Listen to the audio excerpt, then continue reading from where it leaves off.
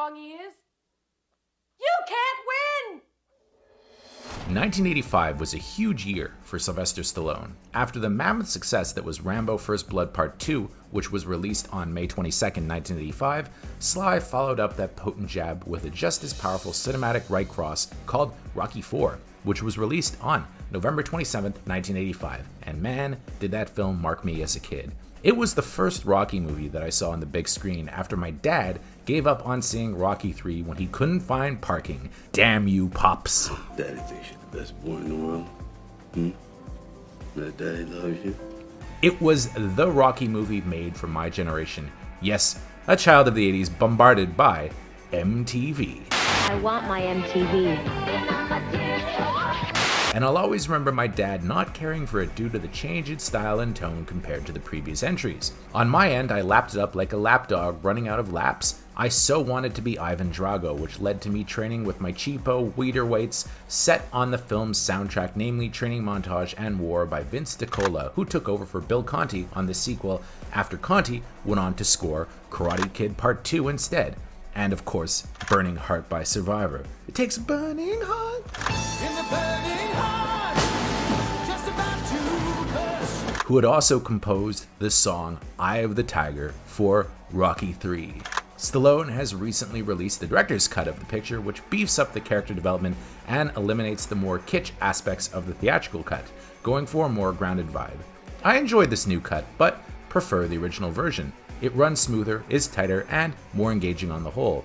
The edit is more kinetic, and Vince DiCola's arresting score is more prominent. On that, it makes for a great companion piece, and all Rocky fans should give it a whirl. I'd love for Sly to recut Cobra next. I said it, time will tell. The disease, and I'm the cure. Thank you so much for watching Sylvester Stallone Revisited. If you like this type of content, make sure to click on the like button as well as the bell to receive notifications for all of our latest videos. Now back to the show. For now though, let's give the glorious montage overloaded Rocky IV the love it deserves. Rocky IV was mostly shot in Wyoming, USA, which stood in for the snow-covered Soviet Union. The farm where Rocky trained was located in Jackson Hole, Wyoming, and the jaw-dropping mountain scenery, all about that top of the mountain, courtesy of Grand Teton National Park. The final bout in the ring between Rocky and Drago was shot in Vancouver, British Columbia, Canada, at some dive called the Agrodome. The film is infamous for many things, one of them being the introduction of now iconic action star Dolph Lundgren.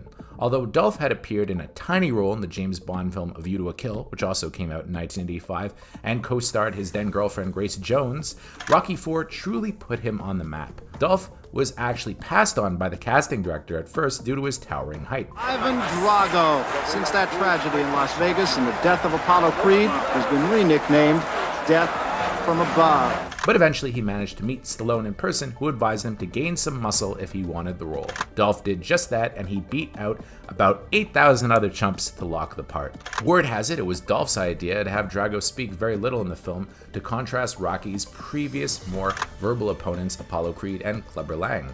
Sly loved the idea and went with it, emphasizing Drago's intimidating presence via the way he shot him. It should be said that the Drago character was somewhat inspired by real-life German heavyweight champion and ex-German Air Force paratrooper Max Schmeling. Good old Stallone, always finding inspiration from real life. And, as you may know, Rocky himself was loosely based on the boxer Chuck Wepner. Stallone, who of course stars, wrote and directed the picture, being the striving and detail-oriented artist that he is. And he had a lot of the boxing sequences done for real, i.e. the authentic sparring matches with punches that actually landed. And damn does it show, especially in the final fight. Unfortunately, that led to the now legendary story of Dolph sending Sly to the hospital after punching him in the chest so hard during a take that it slammed his heart against his breastbone, causing it to swell. Stallone was flown in from the set to emergency and was forced into intensive care for 8 days. Yep. Whatever he hits, he destroys. Carl Weathers, who reprised his role as the Muhammad Ali-ish Apollo Creed, got dolphed. While shooting their boxing match, Lundgren improvised throwing Weathers into the corner of the boxing ring full force. After that move by Dolph, Weathers lost his beans and threatened to walk off the picture. They stopped shooting for 4 days, Weathers was eventually coaxed back in, and Lundgren was told to chill the F out. Bridget Nielsen was also fairly new to audiences via this flick. She had starred with Arnold Schwarzenegger in the 1985 bomb Red Sonja before taking on the role of Drago's wife in Rocky IV. Funnily enough, her part didn't exist in the shooting script. Rumor has it she got in there and wound up with lines first destined for Michael Pataki because she was, engaged to Stallone at the time, and the two, of course, later married, did Cobra together, and then divorced. Sly has spoken of that union over the years, and it doesn't sound like a very healthy relationship, so let's just leave it at that. Rocky IV owned all of us when it killed off the beloved Apollo Creed character. When I first saw the film as a kid, I was floored by his death and cried more than I did watching E.T. because, Apollo was dead and E.T. was just going home, so it's fine. What started out as a joke has turned out to be a disaster. Stallone has since gone on record stating that he actually regrets making that creative choice. Today, taking into account that it led to the Creed franchise and Drago's son and resurgence, I'm personally pretty happy he did it. Quick aside, word has it that a series focusing on Drago post-Creed 2 and hopefully his son is now in the works. I hope it's true, because if so, I'll watch it. And how can we talk about Rocky IV without mentioning Polly's birthday gift in the film, that weird-ass robot which Polly reprograms to be a quasi-sentient female service who eventually busts chops. You're the greatest. See you, sport. See you. Paulie, who taught her to talk like that? She loves me. Oh. Even back in the 80s, that element was an odd choice. Created by International Robotics Incorporated, the robot was written into the movie after it had been used to help treat Stallone's autistic son, Sergio. After the film's release, the robot wound up getting its 10 seconds of fame when it toured with James Brown, who of course delivered the musical number Living in America in the film before the Creed vs. Drago match. The song was Brown's first top 40 single in 11 years, and the last of his industrious career. The robot even turned up in a Carly Simon video called My New Boyfriend. Her new boyfriend at the end turns out to be the robot. It's very 80s. As an aside, Sly cutting that robot out of his director's cut was probably one of my favorite changes. Please make a wish. It's creepy. That talks, that thing. Although Rocky IV was met with a mixed reception by critics upon its release, it opened huge and wound up not only being the biggest grossing Rocky movie of all time, but also the highest grossing sports film until The Blind Side bumped it off the pedestal in 2009. But still, that was almost 25 years later. Pretty amazing. Granted, watching it today, it does come off as a series of montages with its MTV aesthetics, set to full-on 80s music, but hey, nothing wrong with that.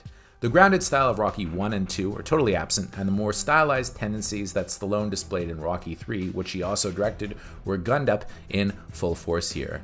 Although all the usual Rocky series themes are touched upon, they are done so in a lighter fashion than in the 3 previous films. Something bad happens, the odds seem impossible to overcome, some training, a speech by Adrian, I'm with you no matter what. Rocky digs deeper, and bada boom, a victory. On that, it didn't take away from the film's charm and entertainment value. I'll also always remember there's no easy way out or hearts on fire montages. Or iconic lines like if he dies, I must break you. and so forth. And I pretty much know the whole if I can change, you can change monologue by heart now. If I can change, Я думаю, что каждый тоже изменился and сегодня. you can change, Вы можете измениться. everybody can change. A scene that Sly improvised on the spot, I heard. Well done, Stallion. Also, it for sure has the greatest training montage of all time. It's a masterpiece. Look at it. All of that, of course, is a testament to the film's long-lasting impact. On a side note, am I the only one who laughed his ass off at Polly slipping and falling in the snow scene? That bit always killed me and my brother for some reason. It's his yelping that sells it. Watch it again. Well done, Burt Young. And I'm sure that I'm not alone in saying that Rocky IV inspired me to train harder and harder, and to this day I still use the score at times to charge me up when pumping iron. And I'm sure gym memberships went through the roof after that bad boy opened. Rocky IV is definitely a film of its era, and along with Rambo 2, solidified Stallone's ownership of the 80s. I love the shit out of this movie. The potent injection of nostalgia I get every time I rumble with it always hits the sweet spot. The way I see it, if something inspires you, moves you, and puts a huge smile on your face, then that's all that matters. And Rocky IV, oh, it so does that. So 10 on 10 Stallones from me. Now sing it with me. Sweetest victory, I love you more than life. itself. Okay, we can maybe cut that part out. These words, you cut it, you hurt it. You see? You see? He's not a machine. He's a man.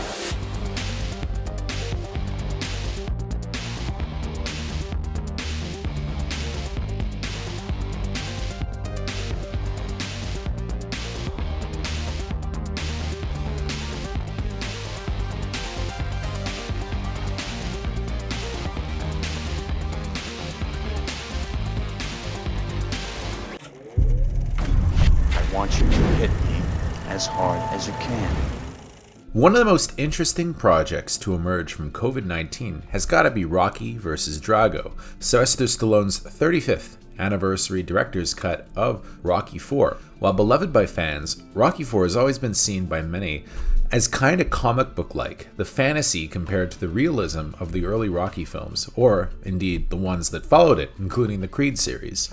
There are a lot of goofy 80s things about the movie that, of course, date it, such as Paulie's ever-controversial robot and the over-the-top political content. I suppose Stallone in some ways must himself agree with the criticisms, as this is a radical new take on the film that I'd hesitate to even call a director's cut. It's a complete re-editing of the film, with the press notes noting that despite the fact that the running time is almost exactly the same, 42 minutes of the film consists of new footage. So that's more than half the movie has been changed, and that's not even counting some of the little edits and swaps that he makes in the film, which totally changed the rhythm of the movie. Now, in terms of new footage, it runs the gamut, really. There's alternate footage in the training montage, which I found a bit jarring just because I'm so used to the rhythm of it. But then there's also different editing in the Apollo v Draco fight and a completely radically different ending. Some changes are more significant than others, but overall the film is quite different from what it was before.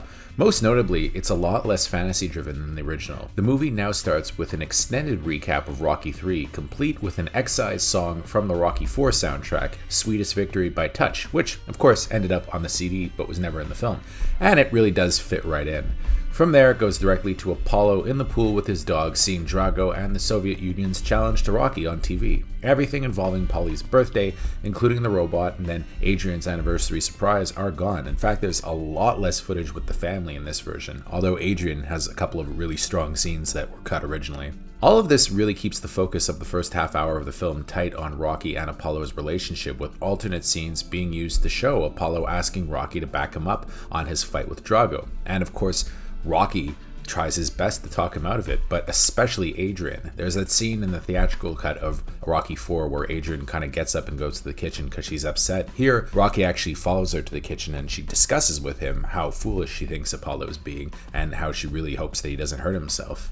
Adrian seems to be very disturbed by the notion that Apollo seems to be doing this for political reasons, or to somehow end up in the history books. She knows that he's going to get hurt, and she goes into the whole thing with a really bad feeling that I think is a lot more palpable in this movie than it was in Rocky IV, the original theatrical cut. I don't think Rocky quite gets it until the fight, but it seems that Adrian, right from the start, knows that things are going to go terribly wrong. All of this makes Apollo an even more tragically flawed character in a lot of ways, with Stallone himself giving the character a lot more dignity this time. You see, this time Apollo puts up a lot more of a fight opposite Drago in their exhibition match. In the fourth film, he just gets demolished, but in this director's cut, he really does put up a fight and does his best. Notably, Drago himself is humanized to some degree. He's no longer quite as robotic, and there are a lot of alternate scenes that show Dolph Lundgren giving a much more nuanced performance. He even seems reluctant to take part in the pageantry of the Vegas fight. He knows it's ridiculous. He seems almost frightened in Rocky IV, the theatrical cut, but here he just kind of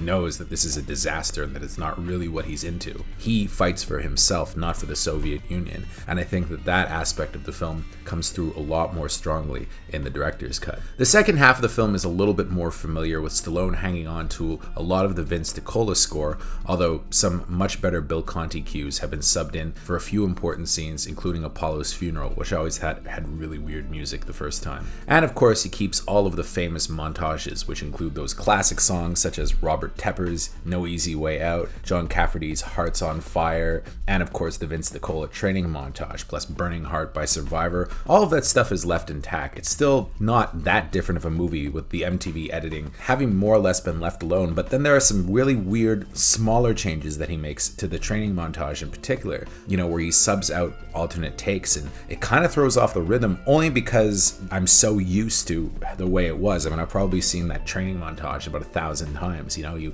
get to know it so well that even the slightest change is completely jarring to the audience. And I think that it's kind of Stallone's way of keeping the audience on their toes. It all comes down to whether or not this is a better film than Rocky IV: The Director's Cut, and for me it's pretty much impossible to say. As flawed as the theatrical cut of Rocky IV is, I still love it. I grew up with it. I've been watching it since I was even cognizant of the fact that I was watching a movie, so it's hard for me to be, critical and realistic about that movie. I do think it's dated, and I think it's silly in a lot of ways, and I'll give the Director's Cut this. It's definitely not silly. Stallone has turned it into a much, much more serious film. And there are parts of the director's cut, I think, that actually work a lot better than the theatrical cut. I especially like the new ending. So after the fight with Drago ends, it goes on a little bit longer, and there's some more stuff that I think is a lot less, jingoistic than it was in the original film. It's also a lot less silly. I don't want to give away what it is, but the speech is a little bit different, and the reaction to the speech is different. And there's also a moment between Rocky and Drago that I thought was great, and I wish it had never been cut, and I think is much more in spirit of the other films, of Rocky 2 and 3, and then all the other films that followed it. So it all comes down to the question, is Rocky v. Drago going to replace Rocky IV now when people re-examine the series? And I don't know. It seems to be, for me anyway, its own kind of separate thing. I feel the same way about it that I do the Richard Donner cut of Superman 2. I don't know that it necessarily replaces Superman 2, the theatrical cut. That's definitely the version that I remember the most. But, I also return now and then to the Donner cut because I think even though it's imperfect, it's definitely a lot closer to what Richard Donner himself intended, and it's not as much of a mess as the Lester cut. But then again, is it exactly Superman 2? I don't know if I can actually say. So with Rocky IV, it's a little different because it's the writer and the director of the original film going back and, recutting a movie that he already had pretty much carte blanche over. But it really is different now because Stallone, 35 years later, is a much different filmmaker. I think he's a lot lower key and a lot grittier, and that now the film kind of reflects that aspect of his personality a lot more than the original film does. So whereas the first film is a lot of glitz, this one is kind of down and dirty. So I don't know that it would necessarily replace the theatrical cut of Rocky IV for me, but it's one of those things, if I'm going back and I'm rewatching the Rocky series, I could see myself watching the theatrical cut and then immediately watching the director's cut afterwards. So it feels like they're kind of tied together forever. So I don't think that's actually necessarily a bad thing at all. So Stallone did a great job with this. I wish I could have seen it on the big screen with the Fathom audience, but unfortunately it doesn't seem like we're getting it in Canada. So watching it on a screen here on my computer was the best that I can do. But hey, I still loved it. Even though it's the director's cut, it's still Rocky IV. And loving these movies so much, again, it's hard for me to be critical. A lot of people would say that Rocky IV is nowhere near as good as the other movies in the Rocky canon, and I probably agree, but hey, I mean, for me it was always an 8 on 10, and I would say that the director's cut is probably an 8 on 10 too. I had a blast, and man, I wish I'd seen it on the big screen. Russia will now throw its hat into the ring. I've seen this Drago fight. Drago is a super athlete. I know I can beat him. Hey, Paolo, look, maybe the show is over. You got nothing more to prove. He thinks he's fighting for the whole country, but his reasons are wrong. I'm asking, as a friend, stand in my corner, just this one last time.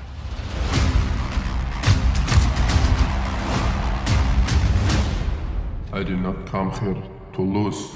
Perhaps this simple defeat will be a perfect example of how pathetic your society has become.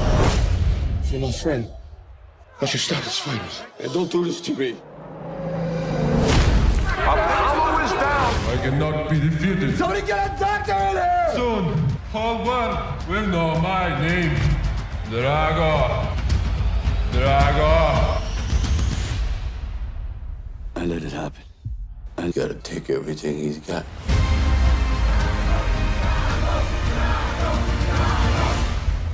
He's had one professional fight, and one man is dead. It's suicide! You can't win! This is gonna be a time when you're gonna have to do things that other people don't think are right, but they're gonna be right for you. You gotta do what you gotta do. Has the fight been set yet? It's in Russian. Are you nuts?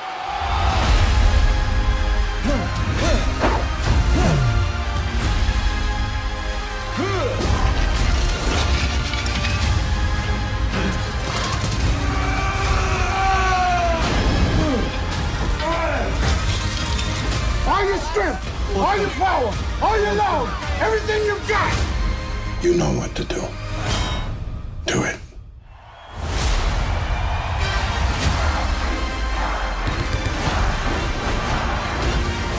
He's not a machine. He's a man. Be more man than him. I must break you. Rocky is in serious trouble. Breathe.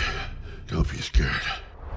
Get up, you son of a bitch. All those fighters you beat them with heart! Get up. Get up. Get up.